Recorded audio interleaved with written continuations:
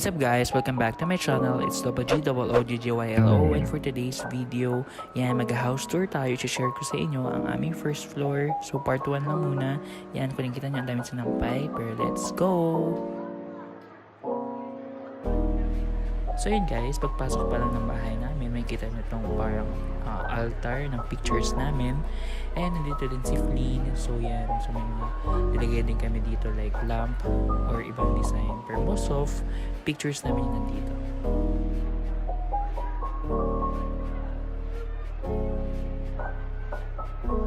Then guys, since per months na, so nag-add na din kami ng mga Christmas decors sa hagdanan papuntang second floor. Ganito din siya pag may Christmas lights.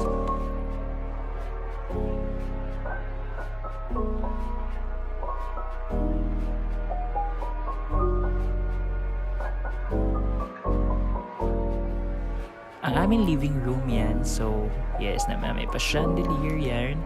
Ayan, so if nakikita nyo sa mga story ko, yan, familiar kayo dito sa space na to or sa spot na to. Ayan, so nandyan din yung Christmas tree namin. So, mini Christmas tree. Then pictures ni Lolo, pictures namin. Yan, so dalawa, ate ko and ako.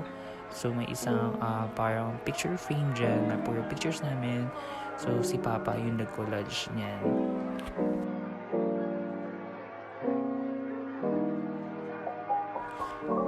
Then guys, ito yung Christmas tree namin. So, kanood kayo ng vlog ko before, malaki yung sinesetup namin, yung usual na Christmas tree na madaming dahon pa ngayon, mas naging simple na lang. So nabili yata ito ni mama sa DV, so mura lang siya. Then yung mga decoration namin na luma, inad lang namin. Then other na stuff like yung mga angels, then yung ibang mini statue, nilagay lang din namin sa ilalim. Then ganito siya pag may Christmas lights or naka-open yung Christmas lights.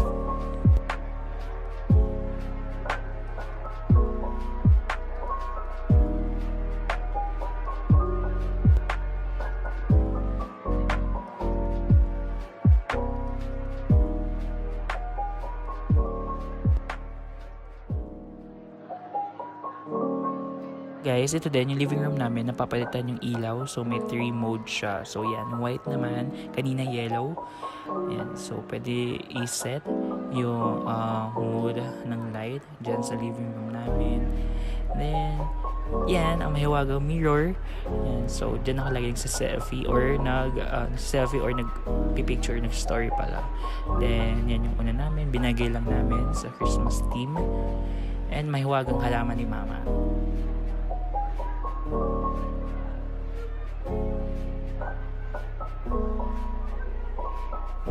So sa mga bago sa vlog ko, ayan, so musician po kami ng ate ko. Nagbe-bass po ako and meron din po akong mag-acoustic. Then ito yung grand piano namin, ginagamit siya ng pinsan namin, ayan, and si ate din ang keyboard. Then ito yung karaoke, ayan, so nabili namin to, gift namin para kay Papa. So may mga speakers, so pag gusto namin kumanta, ayan, mag-i-on lang namin siya.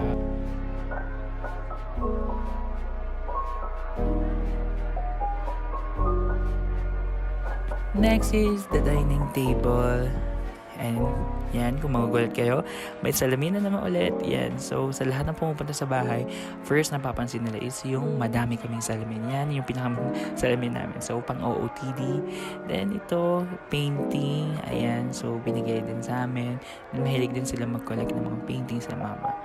Then ito, part to ng living room and dining table namin. Yan, kung saan nakalagay yung mga utensils, yung mga gamot, and rice cooker and everything. Then ito yung ref. Kung napanood yung vlog ko, inverter, ref, ni Panasonic. Yan. And yung mga stuff namin sa cabinet na soon i-ayos namin or may plan kami ayusin siya. Yan. So dito nakalagay yung mga coffee or anything na pwede inumin sa umaga. So, ito yung kitchen namin.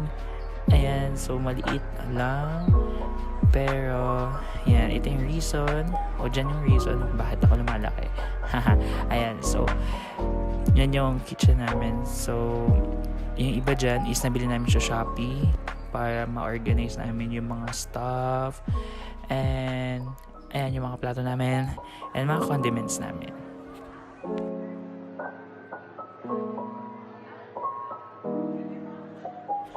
That's it guys. Ayan, so sana nag-enjoy kayo and thank you sa lahat naman sumusuporta. See you on my next vlog. Bye!